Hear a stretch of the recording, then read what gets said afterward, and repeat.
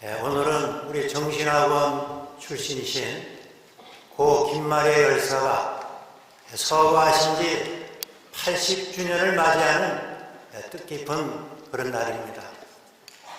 고 김마리아 열사는 1944년 3월 14일 평양기독교병원에서 그는 53년의 생애를 마감했습니다.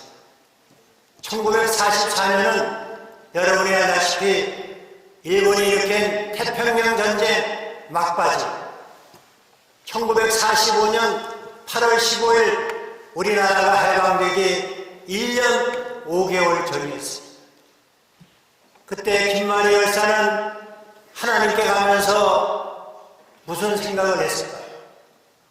오직 평생 결혼도 안 하고 가정도 이루지 않고 조국의 독립을 위해서 혹독한 고문을 이겨가며 이 나라의 자주 독립을 외쳤던, 또 그리고 교육자로서 여성운동가로서 대한민국 발전에 큰 공을 세웠던 김마리아 그 열사께서 오늘 80년이 지난 오늘 대한민국을 상상이나 했을까 하는 생각을 해보는 것입니다. 그 당시 우리는 일본의 식민지로서 병창기지화에서 모든 물자를 빼앗기고 우리 젊은이들은 집용되어 남태평양, 동남아시아 여러 곳에 끌려가서 헛된 목숨을 희생을 했습니다. 우리에게는 희망이 보이지 않았습니다. 그러나 우리나라의 독립을 위해서 애썼던 그런 많은 독립투사들, 특별히 여성으로서 우리나라 독립투쟁을 위해서 애썼던 고 김마리아 열사 같은 이런 분이 있었기 때문에 오늘 80년이 지난 대한민국은 세계 그 어느 나라에서도 가장 자유를 누리는 그런 나라가 되었습니다. 또한 우리는 이제 경제적으로도 세계 사람들이 부러워할 만큼 경제 부흥을 이뤘습니다. 그래서 우리 연희가 그 나라가 얼마나 잘 사나 얘기할 때에 1인당 GDP가 몇만 달러나 그걸 생각합니다. 여러분이 아시는 것처럼 인구 5천만으로서 3만 달러 이상 되는 나라는 7개 나라밖에 없는데 그 7번째 나라가 우리 대한민국이라는 것입니다. 또 여러분 요새 아시다시피 전 세계가 우리 대한민국을 부러워합니다. 우리는 6.25 전쟁도 치렀지만은 우리는 이제 K9 자주포라든지 탱크라든지 잠수함이라든지 전투기라든지 이런 전쟁 무기들을 만들 수 있고 수출하는 그런 나라가 되었습니다.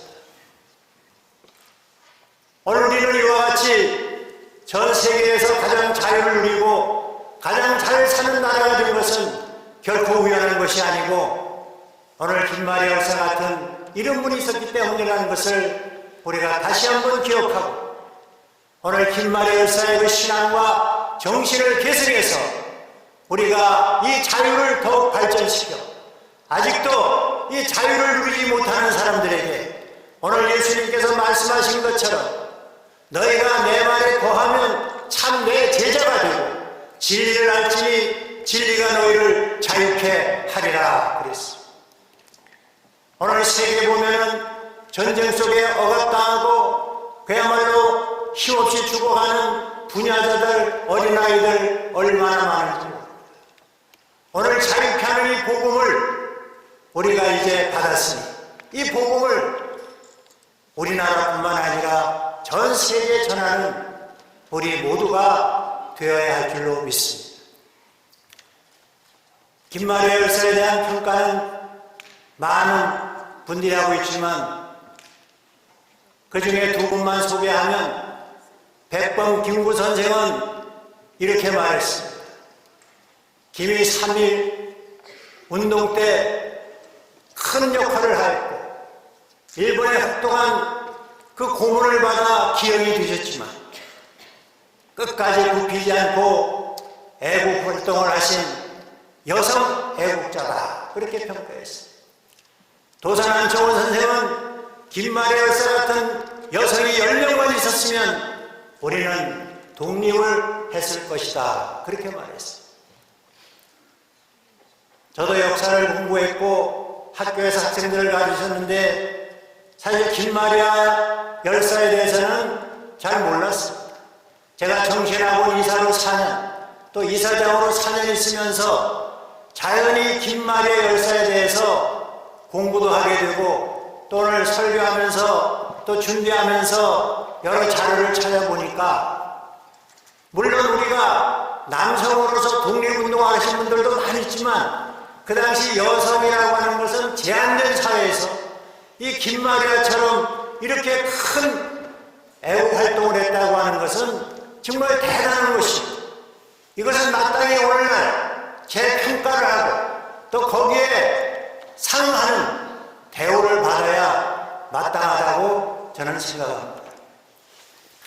김마리아 열사가 이와 같이 일본의 탄압과 고문과 그 후유증으로 육신의 병을 가지고도 53세까지 꺼지지 않은 불꽃처럼 조국의 독립을 위해서 투쟁하고 교육하고 여성운동을 하면서 우리나라가 해방되기를 기다렸던 그 김마리아 열사의 그 힘이 어디서 나온 것일까? 그것은 그의 기독교 신앙에서 나왔다고 말할 수가 있습니다. 그래서 김마리아 열사의 신앙을 얘기할 때 그 아버지에 대해서 얘기하지 않을 수가 없는 것입니다. 그 아버지는 황해도 장단면 솔천마을이라고 하는 곳에서 지주로 있었는데 우리 한국 기독교사에 보면은 우리나라에서 제일 처음 교회당에 세워진 마을이 바로 송천마을입니다. 솔나무 송자에다가 내천자라고 해서 내천자를 써서 한글로 하면은 솔레마을이고 그것이 이제 줄이면 소래마을. 그래서 우리나라 최초의 교회당에 세워진 것이 이 소래교회당인 것입니다. 이 소래교회당은 서상윤 서경조 형제가 세웠고 그 당시에 58구가 살았는데 복음을 전해가지고 50가구가 복음화되었고 그리고 그 중에 80명의 신도를 가진 그리고 교회당도 우리의 힘으로 선교사의 도움 없이 지었던 그런 교회였습니다. 이 교회를 짓는데 우리 김마리아 열사의 아버님께서 큰 기여를 하셨고 그리고 이어서 그 교회의 부설학교로 소학교를 세워가지고 그것이 나중에 소래보통학교가 되었고 김마리아 열사는 그 소래보통학교를 졸업하게 되었던 것입니다. 그리고 그 형제들이 다 독립운동에 나섰습니다. 그래서 이 김마리아 집안에는 6명의 독립운동가가 나왔던 것입니다. 그러나 불행하게도 그 아버지는 3살 때, 어머니는 13살 때 돌아가심으로 숙부들 밑에서 자라게 되었고 당시 연희의전을 나와서 우리나라 최초의 의사면허증을 가졌던 김필순 그 작은 아버지 집에서 기거하면서 김마리아 열사는 정신학원, 정신학교, 정신여학교, 오늘의 우리 정신여고 전신 거기에 다녔던 것이고 그래서 그 작은 아버지 김필순 집에는 도산 안청호라든지 이동이라든지 그 당시 독립운동한 많은 사람들이 교류하였기 때문에 그런 학교 다니면서부터 이런 독립운동에 눈을 떴다고 할 수 있을 것입니다. 그리고 우리 정신여학교를 졸업하고 그 언니가 있는 광주 스퀘어에서 교사하다가 또 히로시마로 가서 또 공부하고 다시 돌아와 우리 정신여학교에서 수학교설에 있다. 당시 의스 교장의 도움으로 다시 일본 도쿄에 있는 여학원에 유학을 가게 되는 것입니다.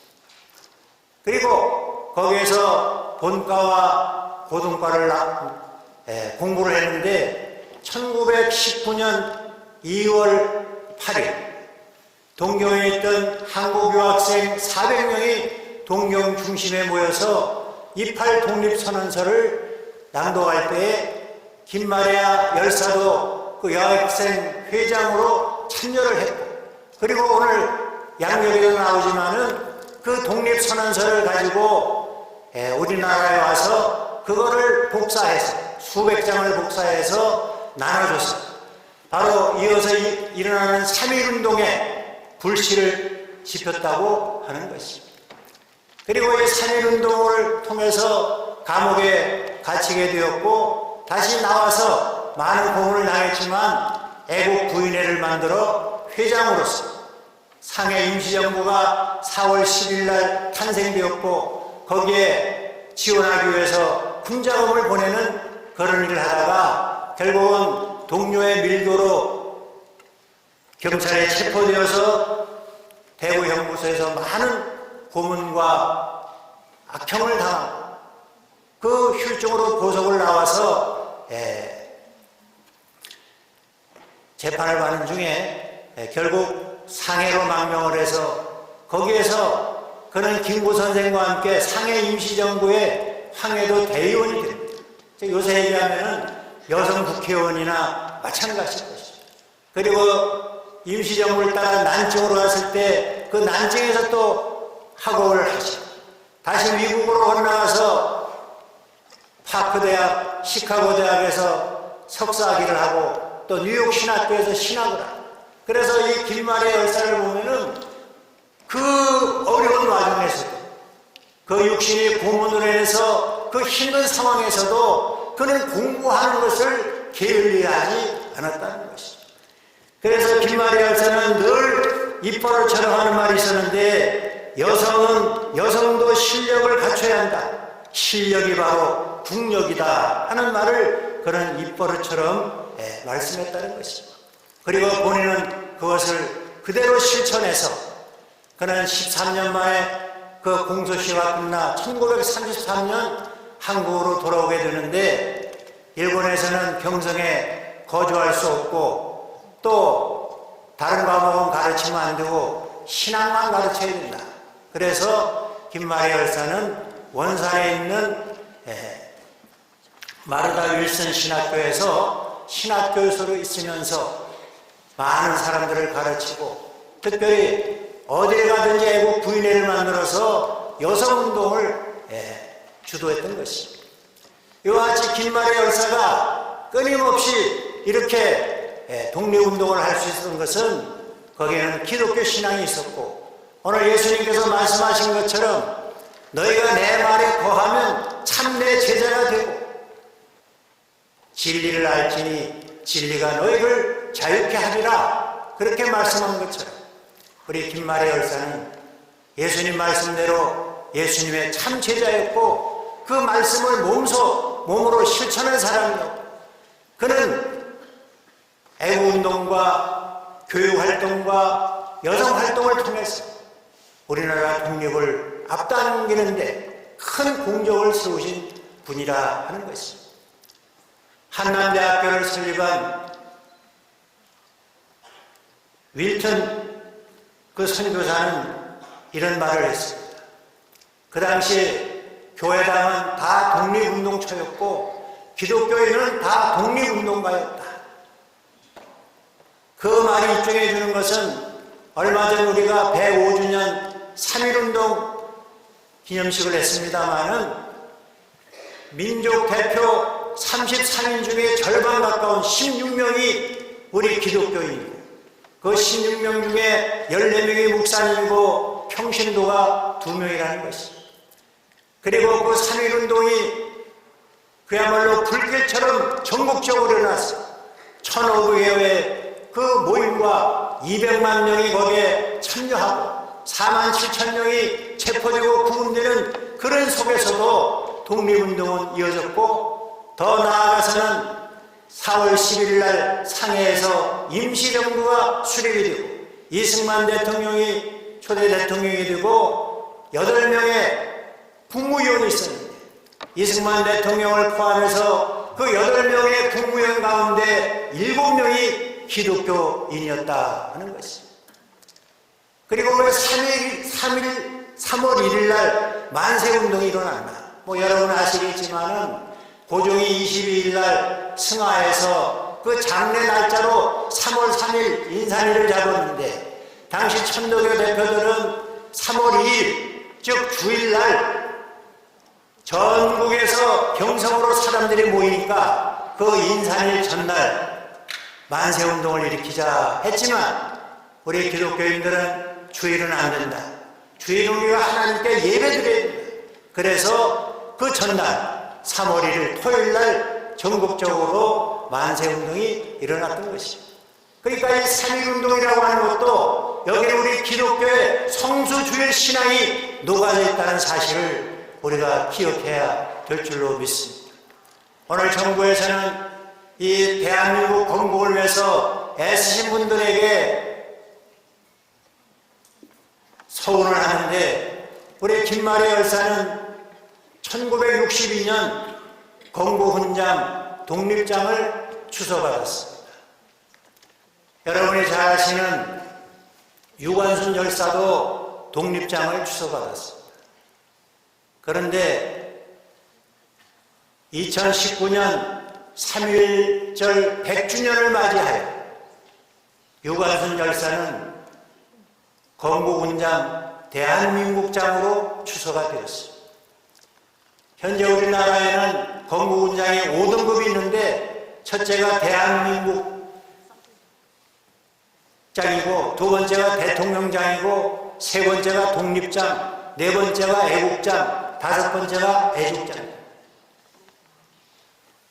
김마리 유관순 열사도 물론 독립을 큰일 했지만, 제가 보기에는 53년 동안 그야말로 여성으로서 한국과 중국과 미국과 한국을 오가면서 여성운동과 또 독립운동과 교육을 했던 우리 김마리 열사, 오늘 서거 80주년을 맞이해서 다시 재평가되고 또 우리 국민들에게도 더 많이 알려져서 오늘 이 김마리아의 이 신앙과 정신을 계승해서 우리가 앞으로도 계속해서 이 자유를 위해서, 그리고 억압당하는 사람들을 위해서 우리가 김마리아의 정신을 이어가는 우리 후배들, 그리고 우리 모두가 되어야 될 줄로 믿습니다.